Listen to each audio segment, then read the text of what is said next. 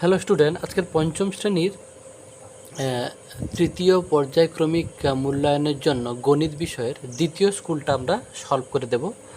তো তোমরা প্রত্যেকটা প্রশ্নবিচিত্রার প্রত্যেকটা স্কুলের সলভ পাওয়ার জন্য চ্যানেলটাকে সাবস্ক্রাইব করো। সবার আগেই আমরা প্রত্যেকটা স্কুলের সলভ তোমাদের কাছে পৌঁছে দেব। ওকে, দেখো একদম প্রথম প্রশ্নটা আছে লব লেস দ্যান, এটাকে বলে লেস দ্যান হর হলে এরকম ভগ্নাংশকে কী ধরনের ভগ্নাংশ বলে। তোমাদের যেটা বলি যারা একদম ছোট ছোট এইরকম যে মানে হাঁ হয়ে আছে যেটা, এর ভেতরে যেটা থাকে সবসময় বড়টাই থাকে। ওকে, তাহলে কি লব বড়, তাহলে হর বড়, এটা তো হর বড়, তাহলে লব ছোট। তাহলে এই ধরনের ভগ্নাংশকে কি বলবো? লব ছোট হর বড় হলে তাকে প্রকৃত ভগ্নাংশ বলে। দেখো আমি লিখে নিয়েছি প্রকৃত ভগ্নাংশ।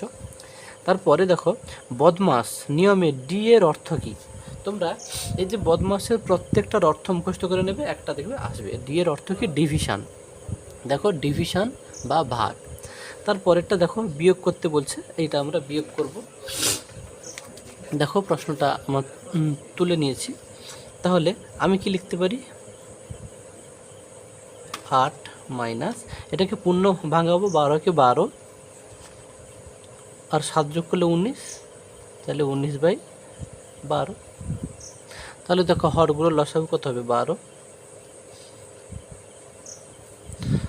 দেখো 12 96 বিয়োগ, তারপরে দেখো এটাও সেই 12কে 12তে ভাগ করলে 1 হবে, তারপর লবের সঙ্গে গুণ 19 হলো। তাহলে কি দাঁড়ালো এখানে? এটা বিয়োগ করো, তাহলে এটা হবে নিচে 12 থাকবে, আর এটা 7, আর এটা 8 1 বললে 7 হলো।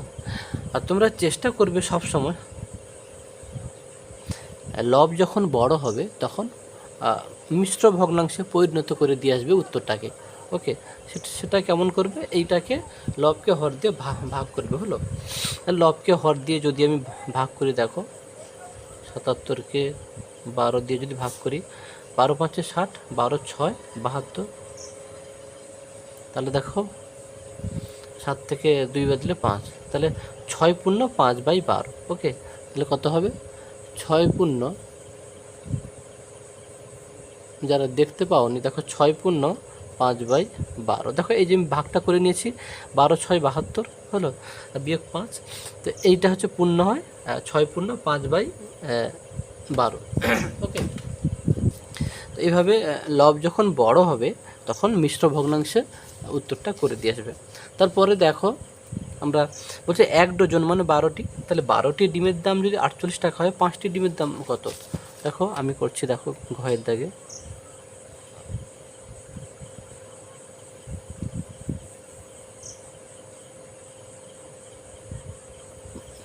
12টি ডিমের দাম কত? 48 টাকা। তাহলে একটি ডিমের দাম কত হবে? কম হবে। কম হলে কি হয়? ভাগ হয়। এই বাই মানেই কিন্তু ভাগ হলো। তারপর বলছে 5টি ডিমের দাম। 5টি ডিমের দাম তাহলে কত হবে? একটি ডিমের দাম যত হবে 5টি ডিমের দাম বেশি হবে, বেশি হলে গুণ হবে, তাহলে এইটা গুণিতক 5, তাহলে 48/12 গুণিতক 5। দেখো 12 কাটবে, 12 4 48 হলো, তাহলে কত? 5 4 20, তাহলে 20 টাকা হলো। তাহলে 5টি ডিমের দাম কত? 20 টাকা। এবারে দেখো তার পরের প্রশ্নটা আছে, শ্রমিক ও দিন সংখ্যার মধ্যে কী ধরনের সম্পর্ক। দেখো শ্রমিক যদি কোনো একটি কাজ, এরকম তোমরা ভাববে কোনো একটি কাজ শ্রমিক যদি বাড়ানো হয়, তখন কি সেই কাজটা শেষ করতে হলে কিন্তু কম দিন লাগবে। আবার দিন সংখ্যা যদি বাড়ানো হয় তাহলে কি শ্রমিকও কম লাগবে। যদি দিন সংখ্যা, একটা কাজ দিন সংখ্যা যদি বাড়ানো হয় তাহলে কি শ্রমিক কিন্তু কম কম লাগবে। আবার দিন সংখ্যা যদি কমানো হয় তখন শ্রমিক কিন্তু বেশি লাগবে। ভেবে দেখো আমি যেটা বললাম। তাহলে এই রকম হচ্ছে, বাড়লে কমে বা কমলে বাড়ে, এইরকম যদি মনে হয় তোমরা ব্যস্ত সম্পর্ক লিখবে। আর যদি বাড়লে সেটাও বাড়বে মনে হচ্ছে, কমালে অন্যটাও কমবে মনে হচ্ছে, তখন কিন্তু সেটা সরল সম্পর্ক, মানে একই কথা, বাড়লে বাড়ে কমলে কমে, এরকম থাকলে সরল, আর কমলে বাড়ে বাড়লে কমে, এই এরকম মনে হলে ব্যস্ত। আবার বলছি দেখো, কোনো একটি কাজ ধরো শ্রমিক সংখ্যা যদি বাড়ানো যায়, তাহলে তখন কি দিন সংখ্যা কম কম লাগবে, তাহলে সেটা বাড়ালে এটা কম লাগছে।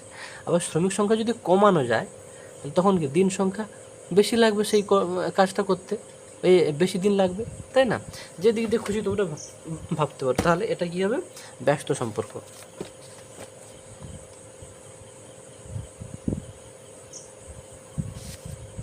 এটা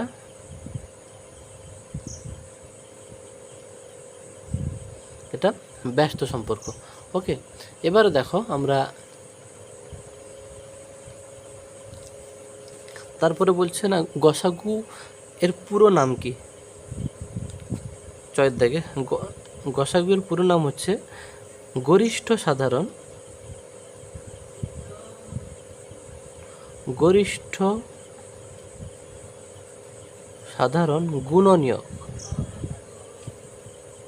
গুণনীয়ক।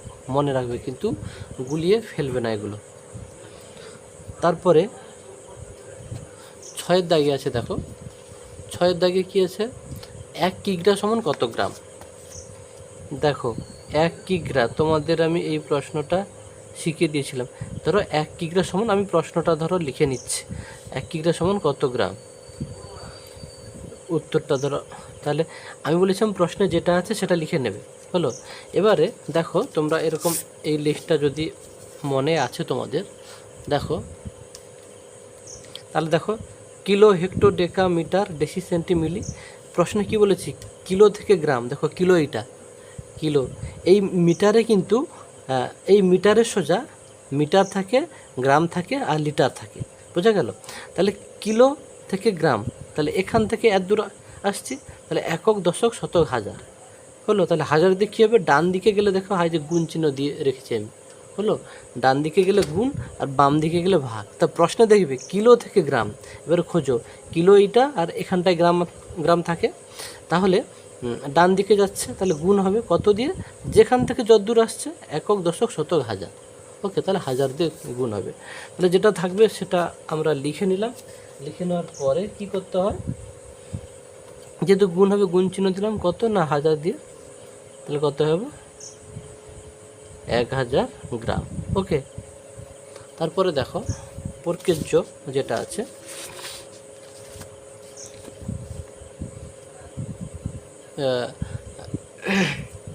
60 ডিগ্রি কোণকে কী ধরনের কোণ বলে? দেখো তোমরা কিন্তু এগুলোও করবে, 90 ডিগ্রির থেকে ছোট হলে সেগুলোকে সূক্ষ্ম কোণ বলে, হলো। 90 ডিগ্রি থেকে ছোট, তাহলে এটা সূক্ষ্ম কোণ, হলো। আর 90 ডিগ্রির থেকে বড়, 180 ডিগ্রির থেকে ছোট, তাকে স্থূল কোণ বলবে। যাই হোক, এটা 90 ডিগ্রি থেকে ছোট, তাহলে এটা কী হবে? সূক্ষ্ম কোণ,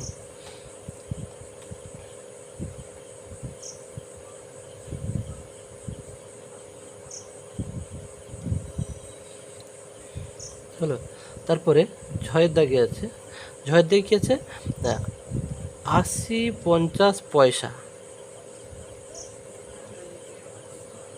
সমান কত টাকা? এইটা সমান বলতে, দেখো কত টাকা তোমাকে বার করতে হবে।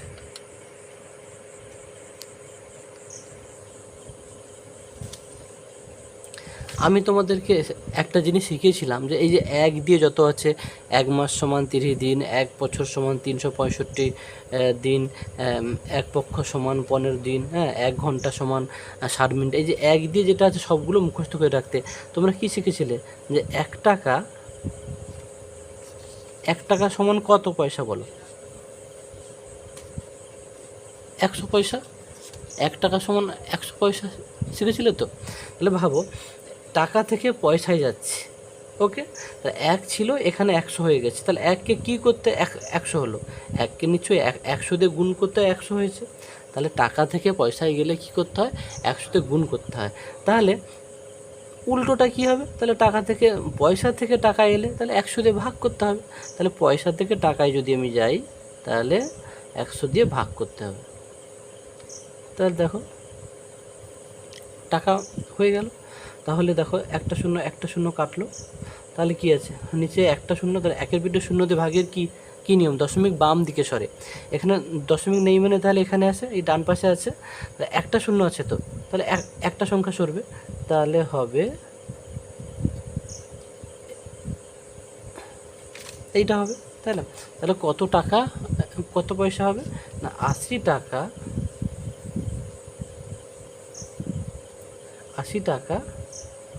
50 পয়সা।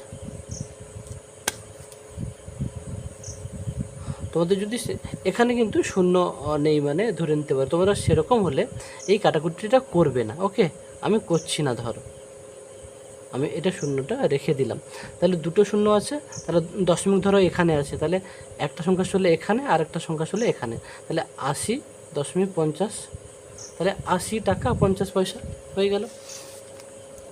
এবারে দেখো তার পরের প্রশ্নটা বলছে, এটা খুব ভালো প্রশ্ন যদিও, বলছে ব্যাস ব্যাসার্ধের কত গুণ, বলছে ব্যাসটা ব্যাসার্ধের কত গুণ, দ্বিগুণ। ওকে, তাহলে আমি ইয়োর দাগে লিখে নিচ্ছি, ব্যাস ব্যাসার্ধের কত গুণ দ্বিগুণ। তোমরা এই 1 নম্বরের প্রশ্নগুলো এরকম শুধু সোজা দাগ নম্বরগুলো সোজা দেবে, হলো আমার এখানে একটু খাতা শর্ট হয়ে যাবে, যার জন্য আমি সোজা দিচ্ছি না, শুধু দাগ নম্বরগুলো সোজা সোজা দিয়ে শুধু উত্তরটা এভাবে লিখে দিয়ে আসবে। ওকে, তারপরে দেখো আমরা 2-এর দাগের প্রশ্নগুলো করব। 2-এর দাগে কী আছে, একদম প্রথম প্রশ্ন বলছে সবচেয়ে ছোট সংখ্যা 5 ও 6 দ্বারা বিভাজ্য। বলছে সবচেয়ে ছোট, তোমরা মাথায় রাখবে সবচেয়ে ছোট, ক্ষুদ্রতম, এই রকম বিষয়গুলো মাথায় এলে কিন্তু লসাগু বিষয়টাকে লসাগু করতে হবে, এই ব্যাপারটাকে মাথায় আনবে। সবচেয়ে ছোট আছে যে, তাহলে সবচেয়ে ছোট কোন সংখ্যা যেটা 5 ও 6 দ্বারা বিভাজ্য, তাহলে সবচেয়ে ছোট এই কথাটা আছে মানেই তোমরা মোটামুটি লসাগু করে দেবে। তাহলে 5 ও 6 লসাগু কত হবে, 30 হবে, কেন এটা কোনো সংখ্যাতে যাবে না, কোনো সংখ্যাতে না গেলে তাদের গুণফল। ওকে, তাহলে আমরা লিখতেই পারি সবচেয়ে ছোট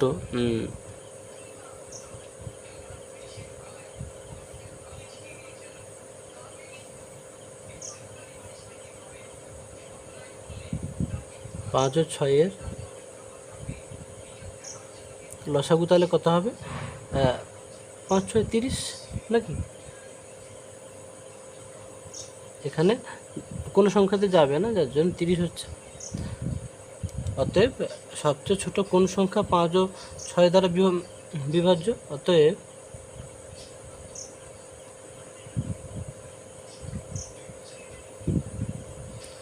সবচেয়ে ছোট 30 সংখ্যাটি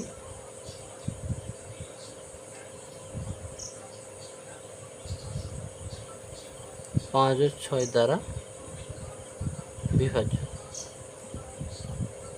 ওকে, তারপরের প্রশ্নটা দেখো,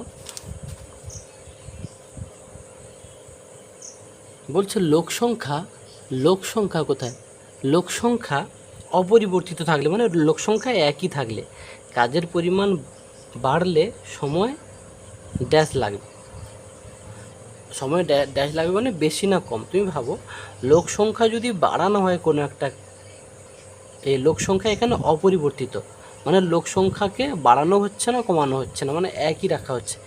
একই রাখলে তখন যদি কাজের পরিমাণ যদি বাড়াই, তাহলে কি কাজের পরিমাণ বাড়ালে তাহলে সময়ও তখন বেশি লাগবে, কারণ লোক সংখ্যা তো একই থাকছে, অথচ কাজের পরিমাণ আরও বাড়িয়ে দিচ্ছি, তা কাজের পরিমাণ যদি বাড়াই তাহলে সময়ও বেশি লাগবে, এটা কি হবে, বেশি হবে। ওকে,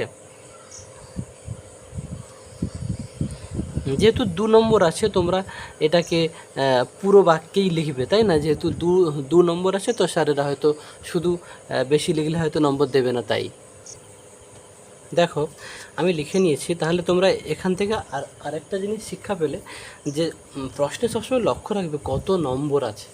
তো এটা যদি শর্ট প্রশ্ন হতো আমি শুধুই বেশি কথার ক্ষয়ের দাগ দিয়ে শুধু বেশি কথাটা লিখে দিতাম। ওকে, যেহেতু দেখলাম 2 নম্বর আছে, তাহলে শুধু এই বেশি কথাটা লিখলে হয়তো স্যারেরা 2 নম্বর দেবে না, যার জন্য আমি উত্তরটাকে পুরো বাক্যে লিখলাম। অতএব যত নম্বর থাকবে সেইভাবে লেখার কথা ভাববে। শুধুমাত্র শর্ট প্রশ্নে 1 নম্বর থাকলে অত পুরো বাক্যটাকে লেখা দরকার নেই, শুধু দাগ নম্বর ঠিক রেখে শুধু উত্তরটা লিখলে হবে। তাছাড়া অন্যান্য দাগে মোটামুটি পুরো বাক্যে লেখার চেষ্টা করবে। হলো, তারপরে দেখো এটাই যে তোমার লঘিষ্ঠ আকার, দেখো এই যে লঘিষ্ঠ আকার যাকে আমরা ঘরোয়া ভাষায় বলি কাটাকুটি। লঘিষ্ঠ আকারের নিয়ম কি? এমন একটা সংখ্যা খুঁজতে হবে যেটা দিয়ে লব হর দুটোই বিভাজ্য হবে, মানে ভাগ যাবে। এর জন্য বিভাজ্যতার নিয়মগুলো শুধু মুখস্থ করে রাখলে হবে। 2, 3, 5 যারা জানো, তারপরে 7টাও হচ্ছে মুখস্থ করে নেবে। এই 4টে দিয়ে যদি না যায় তোমরা কিন্তু 11, 13, 17 দেখবে। অতএব এই কটা বিভাজ্যতার নিয়ম যদি মুখস্থ করে রাখতে পারো, মোটামুটি তোমাদের এর বাইরে পরীক্ষায় আসে না। তাহলে দেখো 2 দ্বারা বিভাজ্য নিয়ম কি? যে শেষের অঙ্কটা যদি শূন্য অথবা জোড় সংখ্যা থাকে তাহলে এটাও 2 দিয়ে যাবে, এটা জোড় সংখ্যা আছে এটাও 2 দিয়ে যাবে। তাহলে লব হর দুটোই যদি কোনো একটা সংখ্যা দিয়ে যদি যাবে মানে বিভাজ্য হয়, তাহলে আমরা কাটাকুটি করব। তাহলে দেখো, তাহলে 2, 6, 12, 0, 2, 7, 14, 2 দিয়ে 4। আবার দেখো এটাও 2 দিয়ে যাবে, এটাও 2 দিয়ে যাবে। 2, 3, 6, 0, 2, 3, 6, 1, 12, 2, 6, 12। আবার দেখো 2 দিয়ে যাবে, 2, 1, 2, 2, 5, 10, 2, 1, 2, 1, 1 আছে এখানে, 0, 2, 5, 10। তাহলে 2, 1, 2 আর 2, 3, 6। তাহলে উত্তর করতে হবে 15/13। ওকে, একটু দেখো মিস্টেক হয়ে গেছে, এটা 2, 1, 2, এখানে কত 1 আছে, 16, 2, 8, 16 হলো। দেখো এটা 3-এ কাটবে, 3, 5, 15, 3, 6, 18। তাহলে উত্তরটা কিন্তু এটা হবে না, উত্তরটা হবে 5/6 হলো। একটুও মনোযোগ হারাবে না, দেখলে একটু যদি মনোযোগ হারিয়ে যায় উত্তরগুলো কিন্তু এদিক ওদিক হয়ে যাচ্ছে। ওকে, তারপরে দেখো আমরা তারপরের প্রশ্নটা কী আছে, ঘয়ের দাগে কী আছে দেখে নাও। ঘয়ের দাগে আছে 16 টাকায় 500 গ্রাম চিনি পাওয়া যায়, তাহলে 3 কিগ্রা চিনির দাম কত? সব সময় তোমরা মাথায় রাখবে যে যখন ঐকিক নিয়ম করবে ভাবছো, তখন এই প্রশ্নটাকে শেষে রাখবো। মানে প্রথম লাইনটা কেমন সাজাবো, প্রশ্নটাকে মানে 3 কিগ্রা চিনির দাম কত, দাম মানে টাকা, তাহলে টাকাটাকে শেষে রাখবো। তাহলে এই লাইনটাকে তখন কি লিখবো, 500 গ্রাম চিনি পাওয়া যায় 16 টাকায়, 1 গ্রাম চিনি পাওয়া যায় কত, আর 3 গ্রাম চিনির দাম কত। তো আর যদি আরও সাজিয়ে লেখার চেষ্টা করলে আমি কি লিখবো না, 500 গ্রাম চিনির দাম 16 টাকা, যেহেতু এখানে দাম কথাটা আছে, যার জন্য যত ভালো সাজিয়ে লিখবে ভালো। দেখো তাহলে আমি লিখতে পারি যে 500 গ্রাম চিনির দাম 16 টাকা।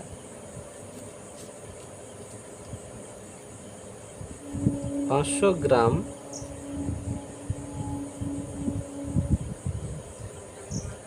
চিনির দাম 16 টাকা।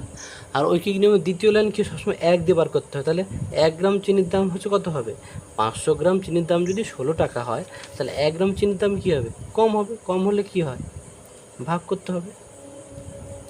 আর প্রশ্নটা কি বলছে, 500, আচ্ছা 3 কিগ্রা আছে হলো। দেখো এটা কিন্তু 3 কিগ্রা, তাহলে 3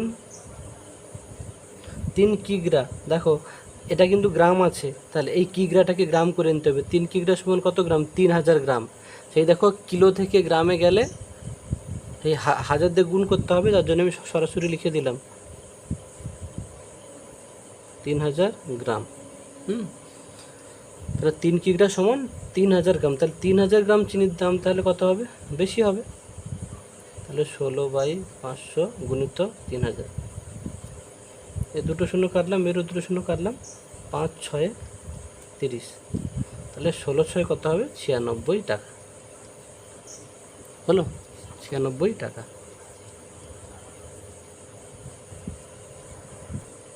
তারপরের প্রশ্ন দেখো, এইটা অপ্রকৃত ভগ্নাংশে পরিণত করো। অপ্রকৃত ভগ্নাংশ মানে যাকে আমরা বলি লবকে বড় করতে হবে, হরকে ছোট। তো এটাকে পূর্ণ ভাঙালেই হয়ে যাবে, এটা গুণ করবো আর এটা যোগ করবো হলো, আর নিচে যেটা ছিল সেটা লিখে দেবো। তোমরা একে ভেঙেও করতে পারো, মানে জাস্ট 2 নম্বর আছে তো যার জন্য একটু জাস্ট করে দেখাচ্ছি। কি বললাম, এটা গুণ করব, তাহলে কত 15 গুণিতক 8, তারপরে যুক্ত কত 3, আর নিচে যেটা থাকে সেটা। যেহেতু 2 নম্বর আছে তো যার জন্য একটু করে দেখাবে। বারবার কি বললাম যে নম্বর দেখে তোমাকে সিদ্ধান্ত নিতে হবে তুমি কিভাবে করবে। 1 নম্বর থাকলে সরাসরি মুখে করে দিতাম। তাহলে দেখো এটা 15 8 কত 120, তাহলে 120 যোগ 3 বাই 8, তাহলে কত হবে 123 বাই 8।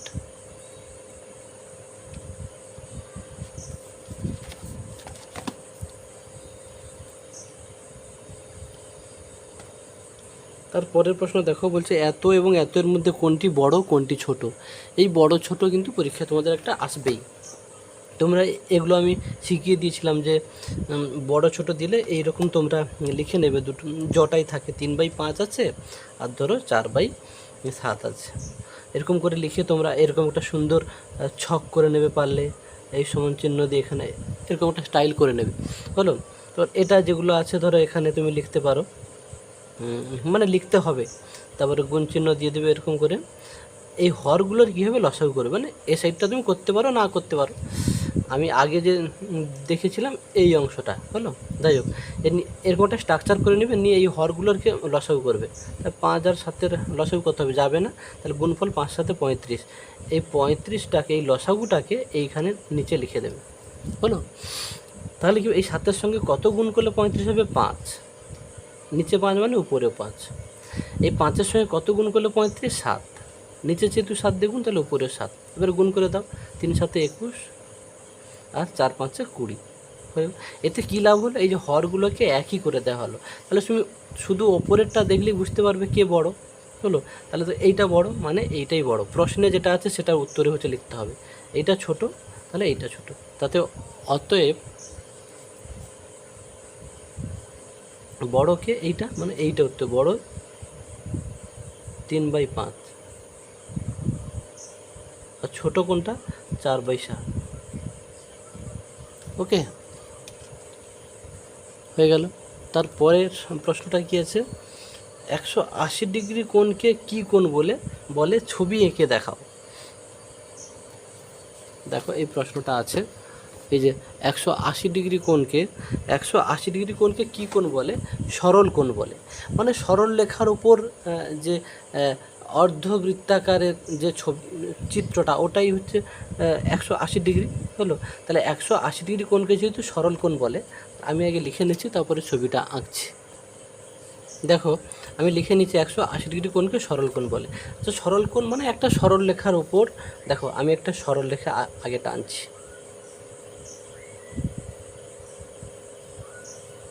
হলো, এই সরল রেখার ওপর একটা কোণ আঁকতে হবে। দেখো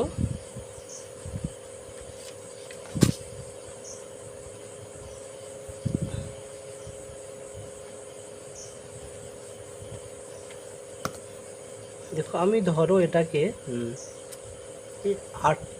8 সেমি দেখে নাও, তাহলে এই যে এখান থেকে আর দূর 1, কিন্তু 1 2 3 4 5 6 7 8 জোড় সংখ্যা নিলাম সুবিধার জন্য।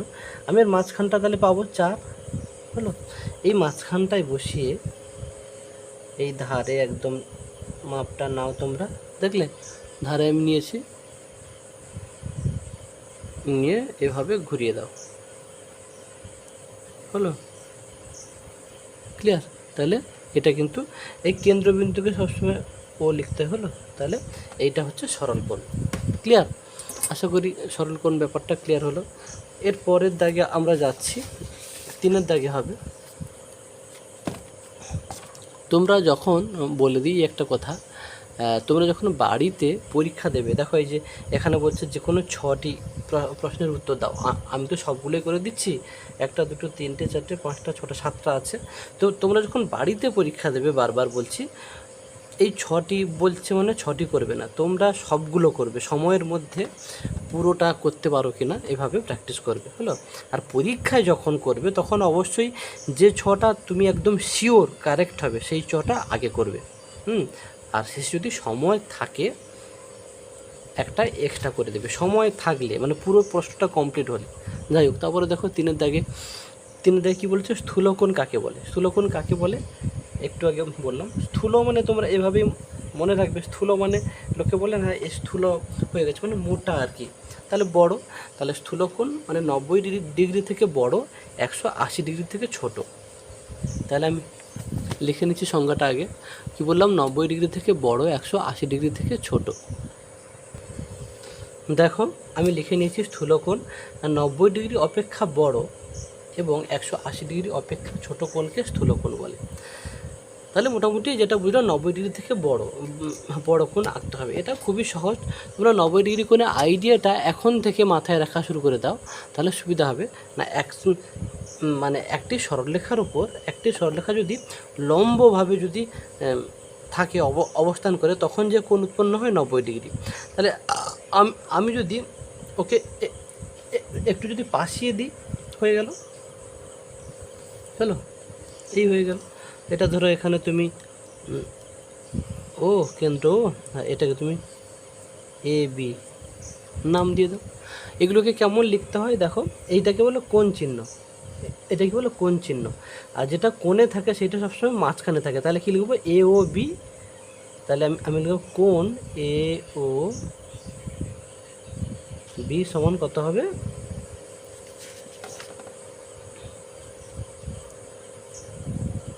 স্থূলকোণ। হ্যাঁ, এটা হচ্ছে 90 ডিগ্রি থেকে যেহেতু ছোট, এটা আমি আর মাপছি না। আচ্ছা, এখানে যেহেতু মাপলাম না, যেহেতু মাপতে বলেনি, শুধু চিত্র এঁকে বুঝিয়ে দিতে বলছে, তার জন্য মোটামুটি মাথায় রাখবে 90 ডিগ্রি মানে একটা সরলরেখার উপর আরেকটা সরলরেখা লম্বভাবে যখন অবস্থান করবে, তাহলে সরলরেখা যদি পাশিয়ে যায় তাহলে কোনটা পরপর 91, 92, 93, 94, তাহলে এদিকে এলে তাহলে বড় হবে। তাহলে 90 ডিগ্রি থেকে বড় এই কোণটাকে স্থূলকোণ বলে। ওকে, ক্লিয়ার। আর এখানে এটাকে যদি মাপতে হয়, সাপোজ যেহেতু আমি লিখেই ফেলেছি, তবে পরীক্ষা হলে যদি মাপতে বলে লিখবে, না হলে লেখার দরকার নেই। এইভাবে হয় যে এই যে বিন্দুটাতে না, এইটাতে, কোনটাতে বলো দেখি, এই যে এইটাতে, এই দেখো নিচের দাগের সঙ্গে পুরো মিলিয়ে দিলাম। এবারে দেখো এই দাগটা কোথায় গেছে, পুরো 50। দেখো এই যে সোজাসুজি দেখো 90, তাহলে এদিকে তাহলে কি 91, 92 হবে, তাই না? এই তো সোজাসুজি তো 90, তাহলে এদিকে যদি যায় তাহলে পরপর তো বাড়বে কোনটা, আর তখন এই নিচেরটা কিন্তু নেবে।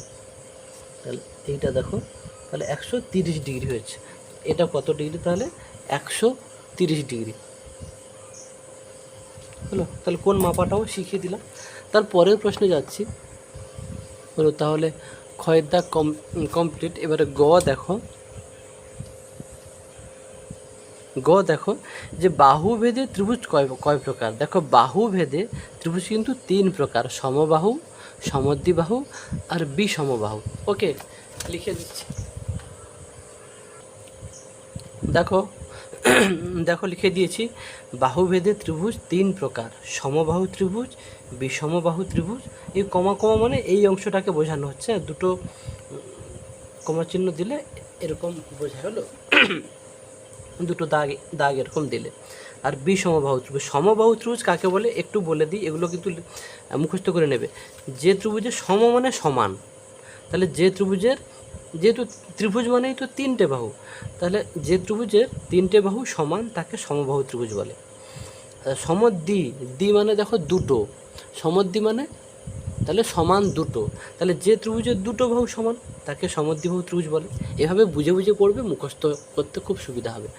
বিষম মানে সমান নয়, তাহলে যে ত্রিভুজের 3টি বাহুই সমান নয়, 3টি বাহুই অসমান বলতে পারো, তাকে বিষমবাহু ত্রিভুজ বলে। তাহলে এখান থেকে 3টে সংজ্ঞা বলে দিলাম, এগুলো মুখস্থ করে নেবে বা খাতায় লিখে নেবে, পরীক্ষায় কিন্তু আসবে। তারপরের প্রশ্ন দেখো, 4 সেমি ব্যাসার্ধের একটি বৃত্ত অঙ্কন করো। এটা আমি দেখিয়ে দিচ্ছি, মানে প্রথমে একটা 4 সেমি মাপ নেবে, তার যে কোনো পাশে কাঁটা কম্পাস বসিয়ে ঘুরিয়ে দিলেই অঙ্ক শেষ। ওকে, আমি দেখো করে দিচ্ছি। 4 সেমি নিচ্ছি, দেখো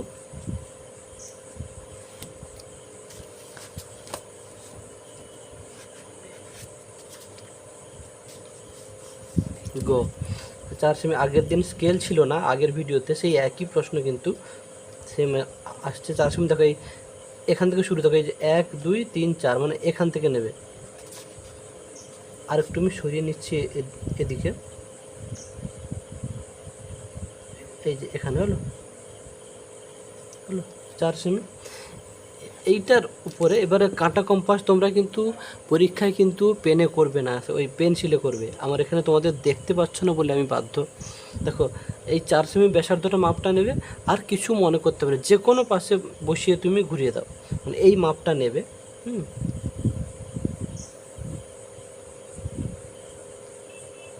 ঠিক আছে, মাপটা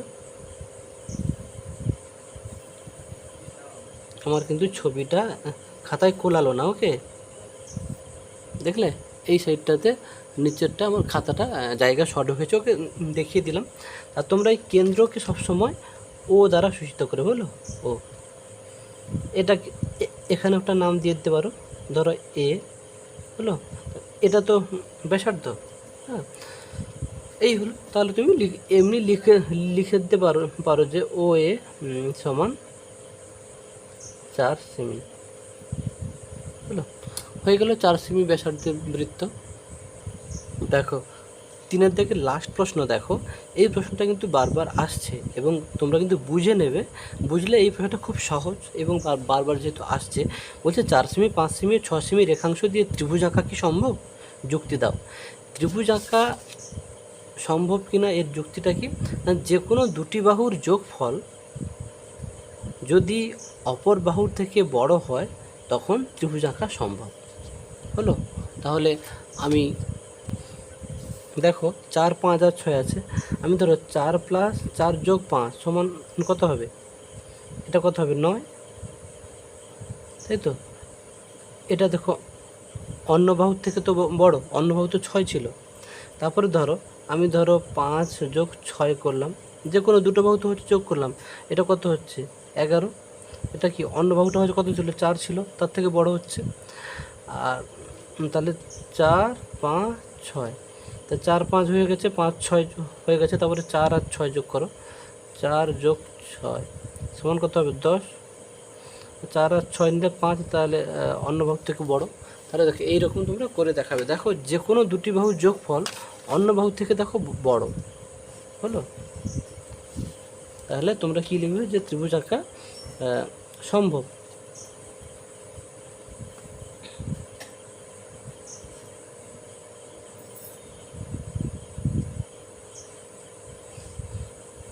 চার 5 6 সেমি রেখাংশ দিয়ে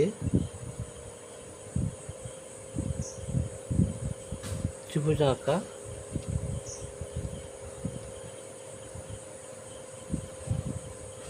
সম্ভব, কারণ যে কোনো দুটি বাহুর যোগফল যে কোনো